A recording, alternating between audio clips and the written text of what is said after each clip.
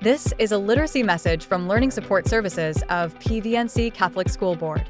Hi there, parents and guardians of kindergarten, grade 1, and grade 2 students. This is part 1 of a 3-part video series created to bridge the gap between the important literacy learning your child is doing at school and your support and understanding at home.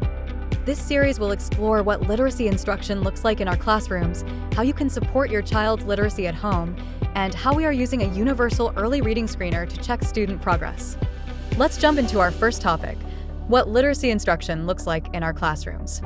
The current language curriculum emphasizes foundational language skills and literacy knowledge, which need to be taught through evidence-based and explicit instruction, often referred to as structured literacy.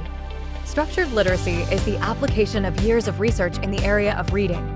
From this research, we are learning more about how children learn to read, how to make sure every student learns to read, and what to do when students struggle with learning to read.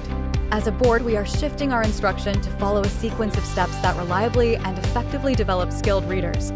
There are 2 essential skill areas that have to come together when reading: understanding spoken language and decoding print. Let's take a closer look at the first skill.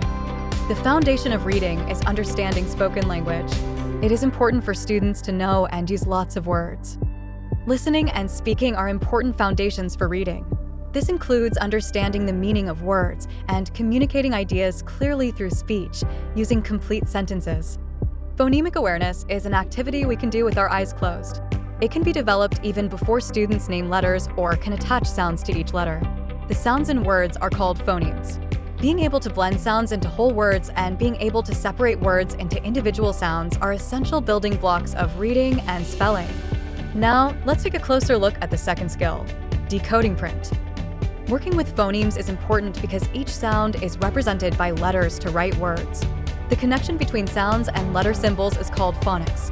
To be able to read, students have to know the sounds and connect those sounds to the correct letters. This is called decoding or cracking the reading code.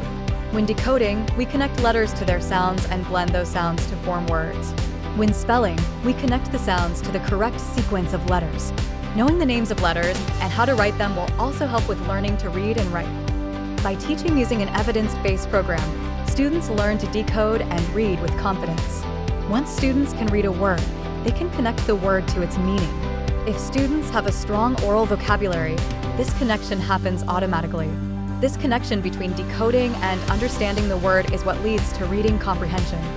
When students have grade-level skills in oral language and in decoding, they are likely to understand what they read. Having one without the other is not enough for skilled reading. Oral reading fluency provides the bridge to reading comprehension.